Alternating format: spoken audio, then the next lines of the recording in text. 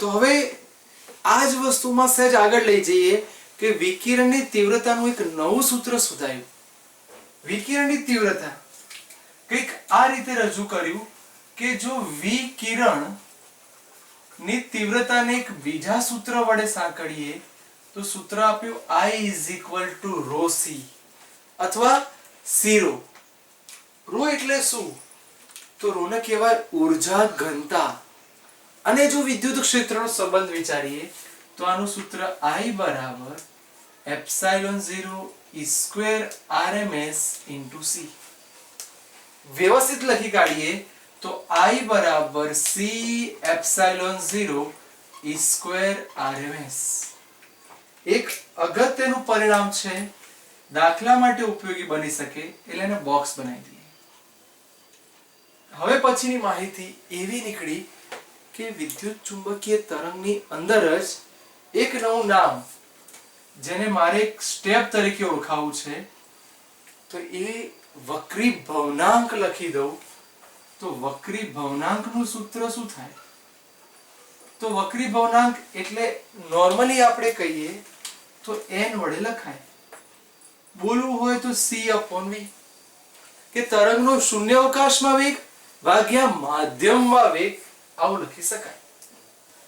થોડુંક પ્રેક્ટિકલી લઈ જાઉં તો c ની જગ્યાએ હમણાં જ ભણી ગયા 1/μ0ε0, v ની જગ્યાએ અંડરરૂટ માધ્યમ છે એટલે 0 નીકળી જાય, μ અને એપ્સિલોન બંનેને જ્યારે કમ્બાઈન કર્યા તો હોલ અંડરરૂટ μ વાળા જોડે લાવી દો એટલે કે μ/μ0 ε/ε0.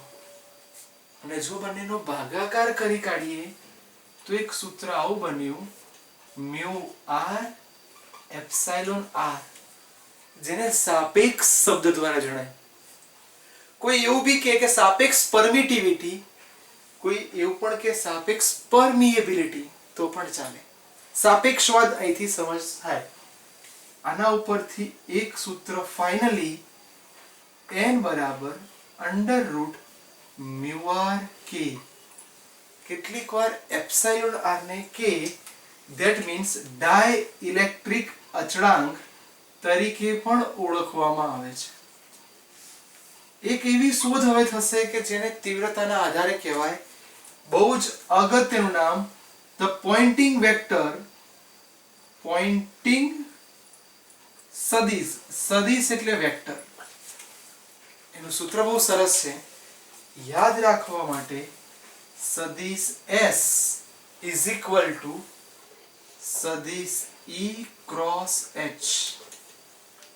તો પહેલો પ્રશ્ન, કોને શું કહેવાય? અને આને એવું કહેવાય એકમ ક્ષેત્રફળ દીઠ વહન પામતો પાવર. ફરીવાર, એકમ ક્ષેત્રફળ દીઠ વહન પામતો પાવર એટલે ધ પોઇન્ટિંગ વેક્ટર. આ સૂત્ર વિચારજો. અને આની પરથી જ્યારે એક નવી વાત થઈ ત્યારે કોને શું કહેવાય શબ્દ આપ્યો, તો આ જે છે એ વિદ્યુત ક્ષેત્ર છે, જ્યારે આ છે એ ચુંબકીય ક્ષેત્ર છે. થોડીક વાતો આના લગતી કરી દઈએ તો આની માટે એક નવું નામ આવ્યું કે આનું ઇમ્પિડન્સ કેટલો હશે. તો ઇમ્પિડન્સ તો Z કહેવાય, એટલે કે આ બંનેનો ભાગાકાર E/H. કોઈ વ્યક્તિ આને આવું પણ લખી શકે, અંડરરૂટ. ચલો કોનો ભાગાકાર લખાય? અહીંથી એવું પણ કહે છે કે જો બંનેની કિંમત મૂકવામાં આવે તો અહીંયા આવું લખાય, E એટલે વિદ્યુત ક્ષેત્ર, અને જ્યારે અંડરરૂટ પદમાં જાઓ તો આની માટે સૂત્ર બદલાઈ જાય છે કે ε/r/μr,